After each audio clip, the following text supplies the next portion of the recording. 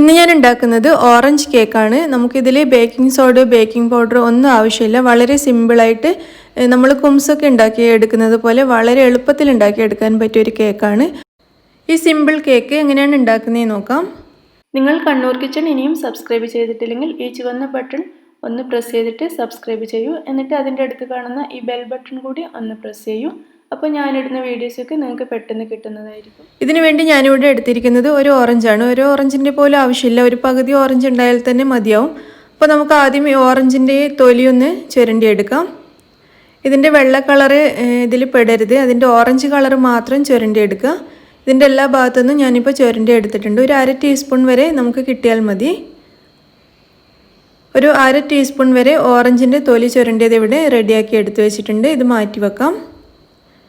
എന്നിട്ട് ഈ ഓറഞ്ച് ഉപയോഗിച്ചിട്ട് നമുക്ക് ജ്യൂസ് എടുത്ത് വെക്കാം. നമുക്ക് 1 ടേബിൾ സ്പൂൺ ജ്യൂസ് മാത്രമേ ആവശ്യമുള്ളൂ. അപ്പോൾ നമുക്ക് ആദ്യം ഈ ഓറഞ്ചിൻ്റെ ജ്യൂസ് എടുക്കാം. ഒരു ഓറഞ്ചിൻ്റെ ജ്യൂസാണിത്. ഇതിപ്പോൾ കുറച്ച് അധികം ഉണ്ട്, പക്ഷേ നമുക്ക് 1 ടേബിൾ സ്പൂൺ മാത്രമേ വേണ്ടൂ.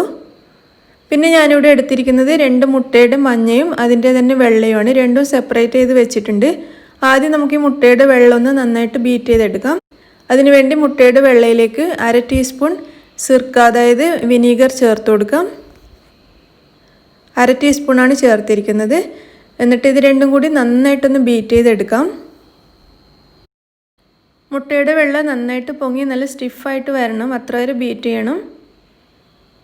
വെള്ളം ഇവിടെ നന്നായിട്ട് പൊങ്ങി വരാൻ തുടങ്ങിയിട്ടുണ്ട്. ഈ സമയത്ത് നമുക്കിതിലേക്ക് പഞ്ചസാരയും കൂടി ചേർത്ത് കൊടുക്കാം. 1/2 കപ്പ് പഞ്ചസാരയാണ് ഞാൻ ചേർക്കുന്നത്. പൊടിക്കാത്ത പഞ്ചസാരയാണ്. 1/2 കപ്പ് മുഴുവനായിട്ട് നമുക്ക് ഒരുമിച്ച് ഇതിലേക്ക് ചേർക്കാം. എന്നിട്ട് പഞ്ചസാരയും കൂടി ചേർത്തിട്ട് നന്നായിട്ട് ബീറ്റ് ചെയ്തെടുക്കാം. മുട്ടവെള്ളം നല്ല സ്റ്റിഫായി മാറുന്നത് വരെ നന്നായിട്ടൊന്ന് ബീറ്റ് ചെയ്യാം.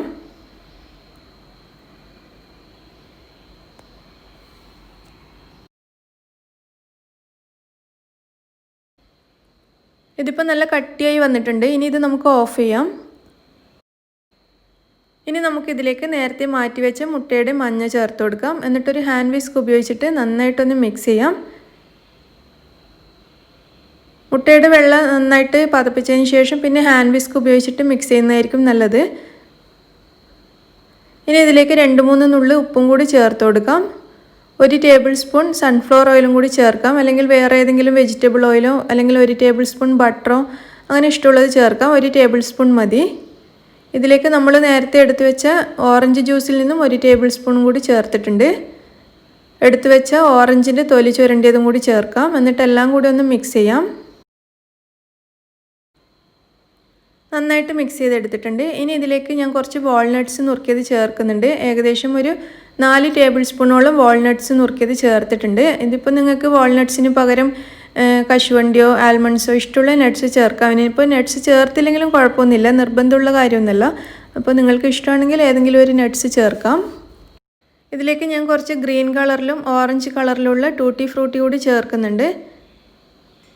ടൂട്ടി ഫ്രൂട്ടി കൂടി ചേർത്തിട്ട് ഇതൊന്നുകൂടി മിക്സ് ചെയ്തെടുക്കാം.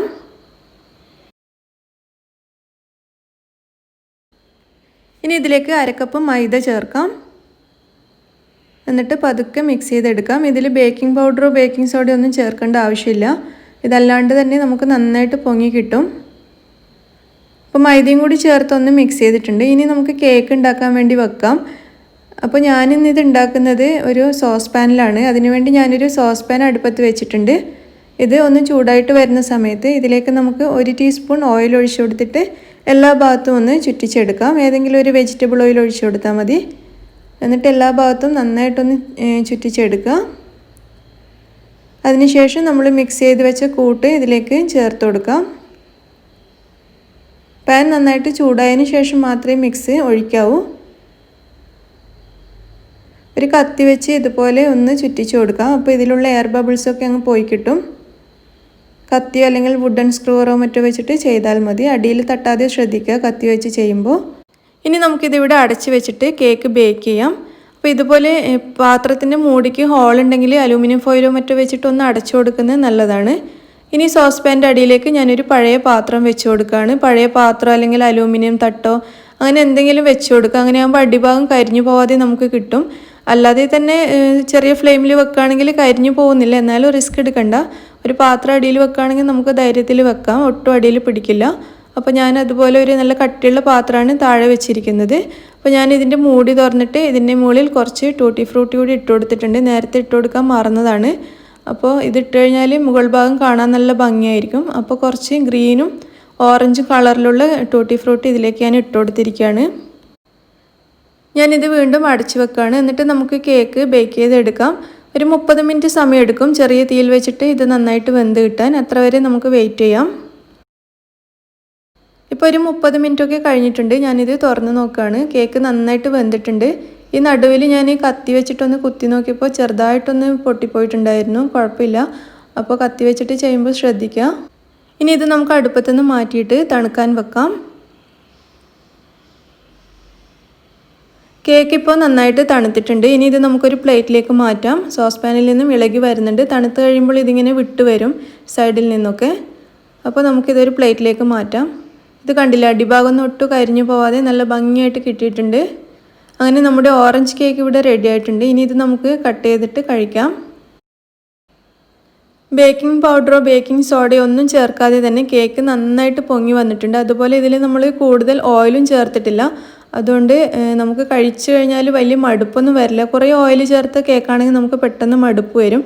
ഇതിലിപ്പോൾ അധികം ഓയിലൊന്നും ഇല്ല. ആകെ 1 ടേബിൾ സ്പൂൺ ഓയിൽ മാത്രമേ ചേർത്തിട്ടുള്ളൂ.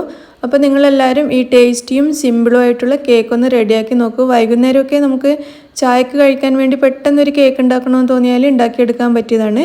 കാരണം കൂടുതൽ പണിയൊന്നുമില്ല, കൂടുതൽ ഇൻഗ്രീഡിയൻസ് ഒന്നും ആവശ്യമില്ല. അപ്പോൾ നിങ്ങളെല്ലാവരും ട്രൈ ചെയ്ത് നോക്കിയിട്ട് അഭിപ്രായം അറിയിക്കുക.